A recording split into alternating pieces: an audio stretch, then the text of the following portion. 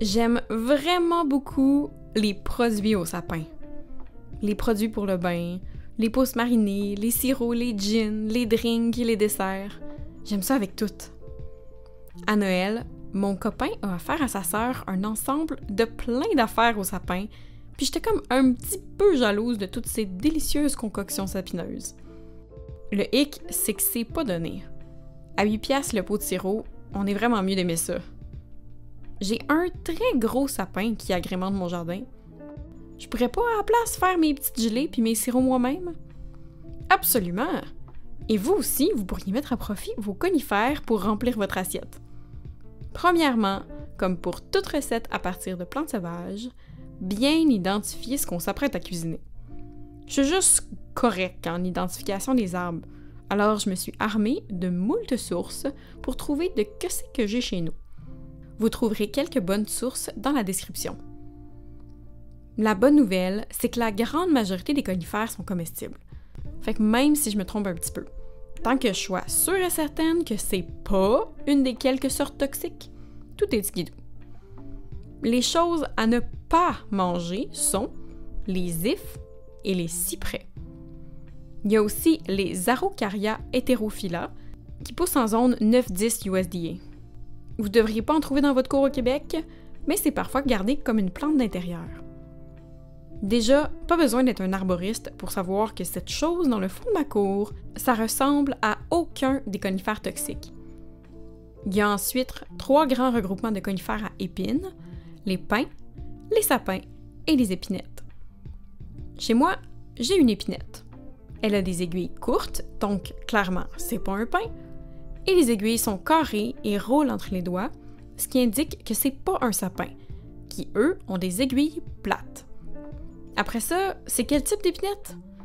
Je crois, à 99%, que c'est une épinette de Norvège ou un épicéa commun, Picea abies de son nom botanique.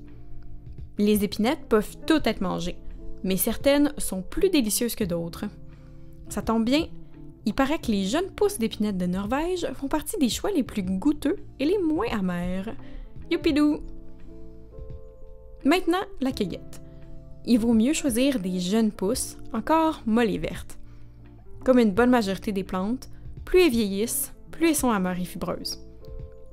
Idéalement, je recueillis les pousses un peu plus jeunes, alors qu'elles ont encore leur petit chapeau brun, mais je me suis comme pris tard. C'est pas grave, c'est encore très comestible, mais il faut pas tarder trop.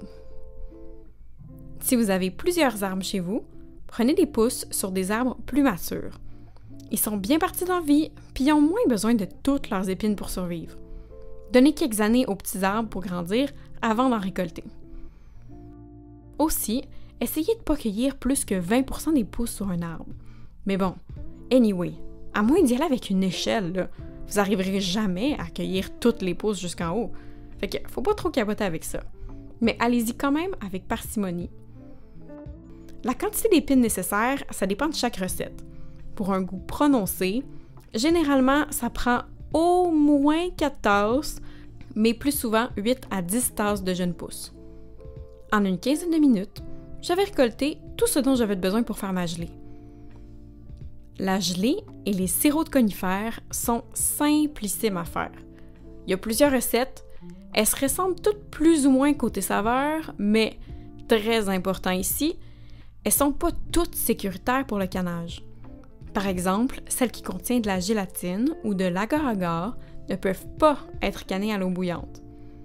Et si vous stérilisez pas votre gelée ou votre sirop, ils pourront pas être gardés à température pièce. Il faudra les mettre au frigo et les manger assez rapidement. J'ai opté pour une recette basée sur la gelée de menthe de Bernardin. La gelée de menthe est très similaire aux recettes de gelée de sapin. Je vais simplement substituer les aromates, ici la menthe, pour des pousses de sapin. Les quantités sont dans la description.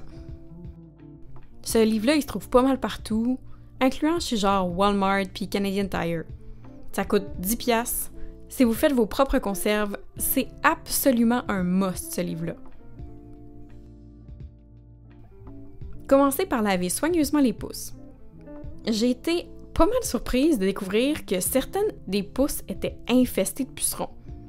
Pour convaincre les bébites de se décoller, j'ai fait tremper les pousses dans de l'eau pendant à peu près 1 heure et demie, en les submergeant bien sous un poids.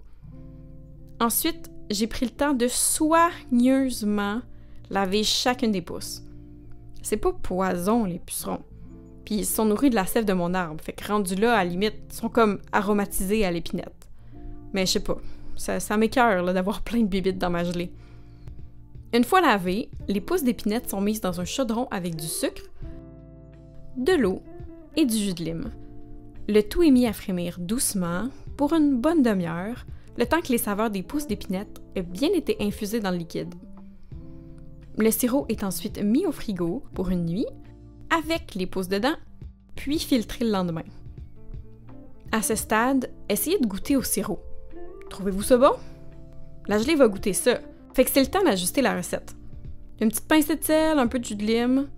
Quand vous êtes satisfait de la saveur, faites à nouveau chauffer le sirop filtré. Quand ça bouille à gros bouillon puissant, calculez 1 minute. Retirez du feu. Ajoutez rapidement la pectine liquide et brassez 1 autre minute. Après ça, c'est les étapes normales pour le canage. Faites réchauffer les couvercles neufs dans de l'eau chaude pour ramollir le bord de caoutchouc. Réchauffez aussi vos pots maçons qui serviront à canner les pots de gelée.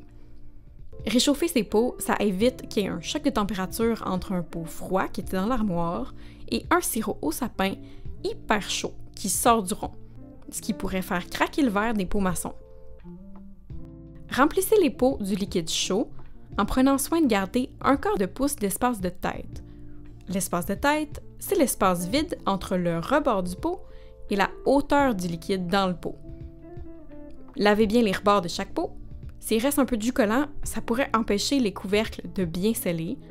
Et un pot avec un couvercle non scellé ne peut pas être gardé à température pièce. Vissez les bagues du bout des doigts, assez pour que ça tourne plus, mais pas au bout de vos forces non plus. Plongez les pots dans l'eau bouillante. Ça se peut que l'eau refroidisse un peu quand vous allez mettre vos pots. Le traitement doit absolument se faire à l'eau super chaude, donc attendez que l'eau bouille à nouveau à gros bouillon avant de calculer le temps de traitement. Pour cette gelée, c'est 10 minutes. Après 10 minutes, fermez le rond, tassez le chaudron du feu et attendez un peu que ça refroidisse. Sortez délicatement vos pots de gelée et attendez d'entendre le son le plus satisfaisant pour toute personne qui fait du canage, le pop significatif des pots maçons bien scellés. La gelée de sapin est délicieuse avec les fromages fins. Mettez-en dans votre prochain grilled cheese fait avec du brie ou du fromage fort. Vous ne serez pas déçus, c'est vraiment bon. Petite note sur les gelées. J'en ai fait souvent dans ma vie et parfois, ça demande comme un peu de patience supplémentaire une fois que la recette est terminée. Après le traitement, si vous trouvez que votre gelée n'est pas super gélifiée en refroidissant, mais que vous avez bien suivi la recette à la lettre, faut pas paniquer tout de suite.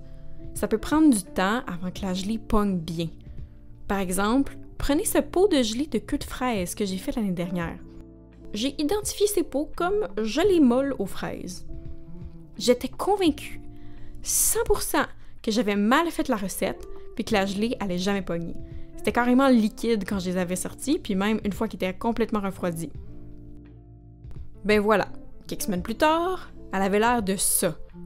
Super ferme mais pas trop, gélifiée, délicieuse sur les toasts. Et si, mettons, votre gelée, elle pogne jamais? Pas grave du tout, ça vous fait du sirop au sapin à la place. Vous avez juste à changer vos étiquettes. Ça vous fera un sirop idéal pour aromatiser des boissons, donnant un petit goût de bière d'épinette à tous vos drinks d'été. On se revoit les mains dans terre, guys. Bye!